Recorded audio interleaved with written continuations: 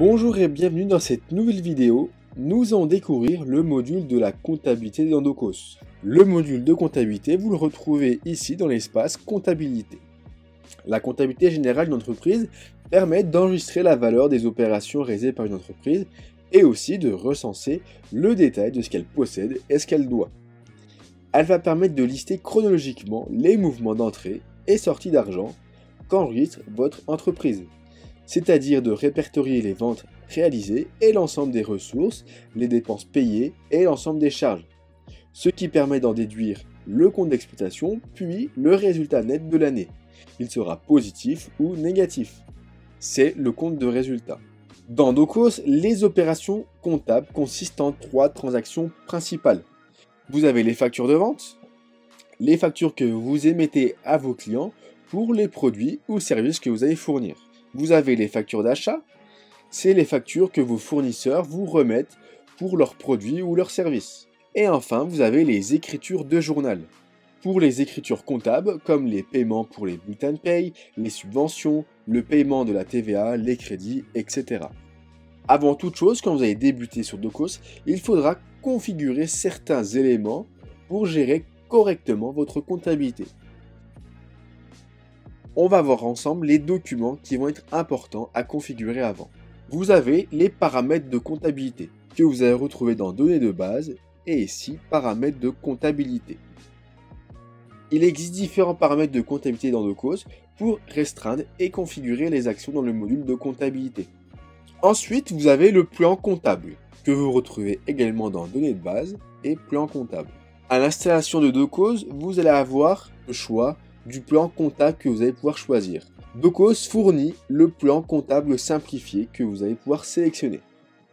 Bien évidemment, il faudra voir avec votre comptable tous les comptes que vous allez devoir configurer. Ici, si je développe le compte comptable, on va retrouver tous les comptes qui ont été renseignés dans Docos. Le plan comptable est composé de 8 classes qui regroupent les comptes de même nature. Chacune de ces classes est ensuite divisée en sous-ensembles de sorte à ce que toutes les opérations comptables de votre entreprise puissent être réparties. Les classes de 1 à 5 vous permettent de réaliser le bilan de l'entreprise. Les classes 6 et 7, le compte de résultat, et la classe 8 n'est utilisée que pour des cas très spécifiques. Dans Docos, vous allez pouvoir facilement ajouter des comptes à votre plan comptable. Il faudra aller sous une section et ici vous allez pouvoir ajouter un nouveau compte. Il suffit de cliquer sur Ajouter un enfant et ici vous allez pouvoir indiquer le nom du compte, le numéro de compte, le type de compte, des capitaux propres, des comptes de produits, etc. Puis il vous suffit de faire créer le nouveau compte. Une fois que votre plan comptable est configuré, vous allez pouvoir commencer à utiliser le module de comptabilité. Ensuite, il va falloir configurer les journaux comptables. Pareil, il faut aller dans Données de base et ici vous retrouvez Journal comptable. Les journaux comptables sont des journaux auxiliaires du grand livre. Docos permet la création d'autant de journaux que nécessaire à la tenue de votre comptabilité. Dans Docos, vous avez déjà des journaux qui sont déjà préconfigurés. Dans le journal des ventes, on va comptabiliser toutes les factures de vente établies par l'entreprise. Les comptes qui vont être utilisés dans ces journaux sont principalement le compte client, c'est les comptes de classe 411 du plan comptable qui vont être inscrits au débit dans votre grand livre. Vous avez aussi le compte de produit, donc là c'est les comptes de classe 70 du plan comptable qui vont être inscrits au crédit. Et enfin vous avez aussi les comptes de TVA collectés, donc c'est les comptes de classe 44-57 du plan comptable qui vont être inscrites au crédit sur votre grand livre. Ensuite, vous avez le journal des achats. Le journal des achats, il va contenir toutes les écritures d'achat de marchandises, de matières premières, de frais généraux de l'entreprise comme le loyer, la publicité, les entretiens, etc. Vous allez pareil retrouver les comptes fournisseurs, c'est les comptes de classe 401 du plan comptable, et elles vont être inscrites au crédit sur le grand livre. Vous avez le compte de charge, compte de classe 60, 61, 62 du plan comptable, qui vont être inscrites au débit. Et enfin, vous avez les comptes de TVA qui seront déductibles, les comptes de classe 44-56 du PCG, et qui seront inscrites au débit. Vous avez le journal de la trésorerie qui va être utilisé pour comptabiliser toutes les opérations liées à là où les banques et éventuellement là où les caisses possédées par l'entreprise. Les comptes utilisés dans ces journaux sont essentiellement des comptes de bilan, comme le règlement des dettes, encaissement des créances, avec en contrepartie le compte de trésorerie. Il s'agit des comptes de classe 512 pour les banques et des comptes de classe 53 pour les caisses.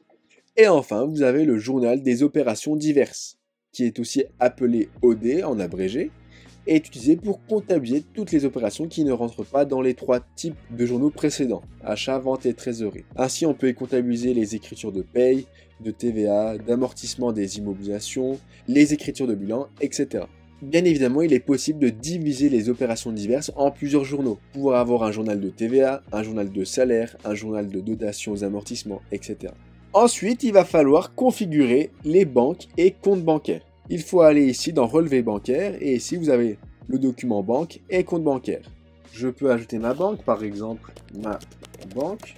Je fais enregistrer. Ensuite, je vais ajouter un compte bancaire qui va être relié à cette banque. Ici, je fais ajouter un compte bancaire. Nom du compte, ma banque.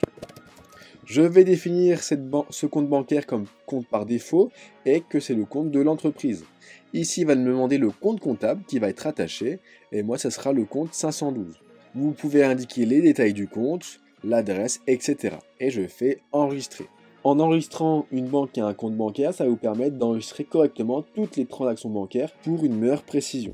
Ensuite, il va falloir aussi enregistrer des modes de paiement que vous allez accepter. Il suffit d'aller sur mode de paiement. Et ici, Docos a déjà préconfiguré des modes de paiement.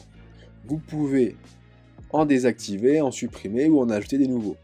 Par exemple, nous on va laisser ces différents modes de paiement. Par exemple, si je vais sur virement, je vais pouvoir définir, vous pouvez ajouter le compte par défaut. Et moi, le compte par défaut, ça va arriver sur le compte 512. Pareil, vous pouvez ajouter d'autres modes de paiement si vous avez un compte Stripe, si vous avez un compte PayPal. Libre à vous de configurer correctement vos modes de paiement. Par exemple, si vous acceptez aussi des chèques, il faut bien penser à ajouter sur quel compte arrivent les paiements par chèque. Moi, ça va arriver aussi sur le compte 512. Maintenant que les modes de paiement sont configurés, il faut maintenant définir l'exercice fiscal. L'exercice fiscal est utilisé pour enregistrer et déclarer les transactions de l'année. Ici, on voit que j'ai déjà plusieurs exercices fiscaux qui ont déjà été configurés. J'ai pour l'année 2020, 2022, 2021. Vous pouvez bien évidemment définir un exercice fiscal différent. Si vous commencez par exemple le 1er mai de l'année, vous pouvez très bien indiquer 2021-2022. Mon exercice a démarré le 1er mai 2021 et se terminera le 30 avril 2022. Nous, on va rester sur un exercice fiscal sur une année civile. Donc moi, il est bien configuré du 1er janvier 2022 au 31/12/2022. Une fois que tout cela est bien configuré dans votre comptabilité, on va pouvoir voir les principaux documents nécessaires à la gestion de votre comptabilité. On va, dans un premier temps, retrouver le grand livre. Le grand livre comptable est un registre détaillé qui recense tous les comptes utilisés par l'entreprise dans la tenue de sa comptabilité.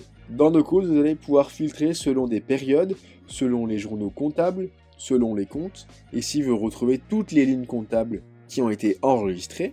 Ensuite, vous avez d'autres rapports. Vous avez le rapport du bilan. Vous allez pouvoir, pareil, choisir un exercice fiscal ou un intervalle de date. Par exemple, l'exercice fiscal 2022. Le bilan est un document qui décrit la santé financière de votre entreprise à un moment donné, en général à la clôture des comptes annuels. Il permet de recenser ce que l'entreprise possède, c'est-à-dire les actifs, et ce qu'elle doit, le passif. C'est là où vous allez retrouver toutes les dettes. Ici, pareil, on peut retrouver un rapport qui va donner le total de l'actif, le total du passif, et aussi les bénéfices et pertes. Ici, on va retrouver tous les actifs avec toutes les créances.